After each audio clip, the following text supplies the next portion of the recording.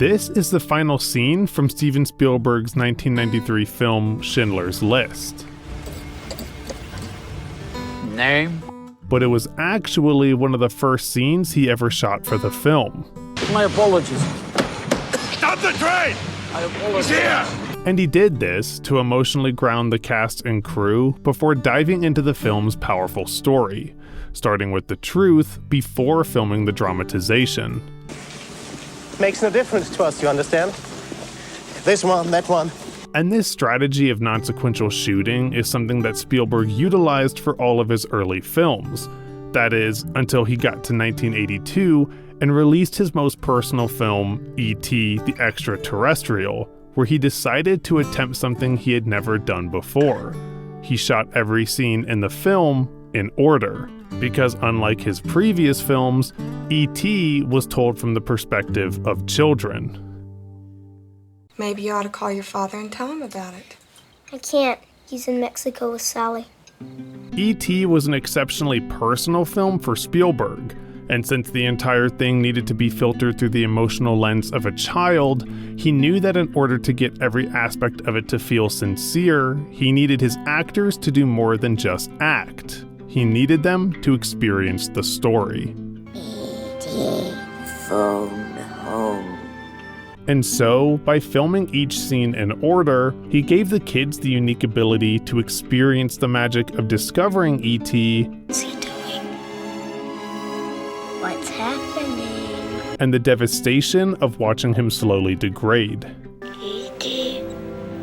Stay with me. It's why the ending was so easy to shoot. The kids weren't simply saying goodbye to E.T., they were also saying goodbye to something they had spent the last few months of their lives doing. They'll separate, and E.T. will point right to your forehead, right between your eyes. And he says, right here. He says, I'll be right here. But the order in which he filmed the movie wasn't the only risk Spielberg took. It was also the way he filmed it. Because for the first time in his career, he also went into day one of filming without a single storyboard. Because I wasn't working from storyboards, which is the first time I haven't worked from storyboards in a long time. I really can't remember a time, except maybe when I was making little films in 16mm back in college, where I didn't draw everything out. I sketched about 40% of this movie on paper and then decided that I was being penciled into a corner. I was doing that to myself and thought, well, just for once, I'll take a chance and I'm going to wing it every day and make it up as I go along. Rather than simply map out every frame and camera movement in the film, he built the scenes, the blocking, and the camera movement around the actors and the choices they made. And you see him. So if you can handle the bike and the Reese's Pieces, Would it be better? yes, it really would be to hang on to the bicycle. If the young actors were feeling tired or energized, he could match their energy with the camera in real time. Essentially, he designed the shots with the actors and not around them. And when we stop here, we'll just start a slow drop, a real slow, fluid move. And when he talks, the camera stops. So not only do they stop, but the camera's movement stops when he talks. We're here. We are here. Where are you from? Suddenly, Spielberg was getting those genuine moments of improvisation that caused the film to have such a genuine feel to it. And then when you lift up the head, candy comes out, and you can eat it. The kids, I think, in many ways are more spontaneous than adults because they haven't learned to censor things yet. They haven't gotten to the age where they know it's not right to say that because it's not socially acceptable. So kids really say what comes into their mind first, and if I can get that on the first take, all these happy mistakes, then it's going to make the film a lot more spontaneous. And while Spielberg found great success with the spontaneous camera placement, it wasn't completely unplanned. Because in order to ensure the film felt like it was shot from the perspective of a child, he went one step further and quite literally did just that. Farewell and adieu to you fair Spanish ladies. Typically in films, you set the camera at the eye level of your actors, which places the audience in the scene with them. But when your main actors are all children, that means you can either shoot down to them, or like Spielberg, drop the height of the camera and shoot from their perspective. I'd always intended to tell the story from the point of view of kids. Close Encounters was told from the point of view of adults, but E.T. was going to be about kids. It was about the empowerment of that family, those kids in that family. He doesn't look too good anymore. Don't say that. We're fine. Spielberg wanted to capture how they view the world around them, whether that's their relationship to the space they're in, or even more importantly, their relationship to the adults in their lives, which is why for the vast majority of the film, we never really see any. The nature of the movie is to silhouette all adult faces or show backs of heads over shoulders, hands, adult hands, but never identify adults as personalities. It created a world where adults felt distant and unfamiliar, because they aren't the heroes of the story.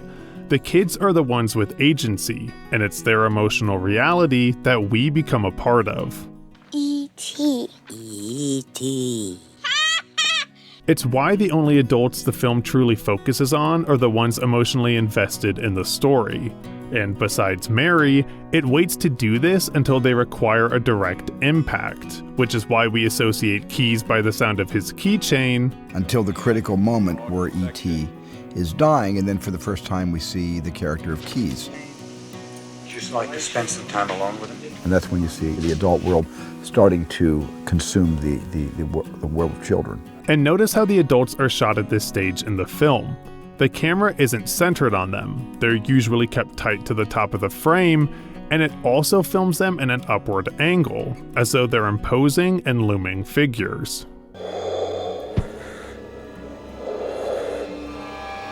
But once we see that the adults aren't threats, and merely people trying desperately to save E.T., we begin to see more of their faces and hear their voices.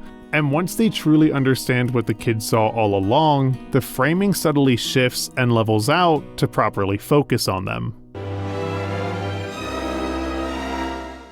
By shooting E.T. sequentially, Spielberg preserved the emotional continuity and spontaneity of that childlike wonder. You did it!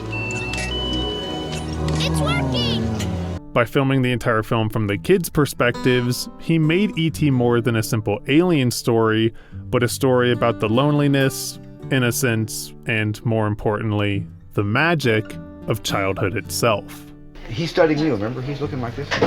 He's looking at every part of your face, because he's never seen a face like yours before. You've never seen a face like his before. E.T. phone home. Hard movie to make for such a small, personal, intimate movie. I wanted to make all my life. I read that. Remember when he used to take us out to the ball games? I'm Luke. Maybe he's not that smart. Maybe he's like a worker bee who only knows how to push buttons. Thanks for watching. I'll be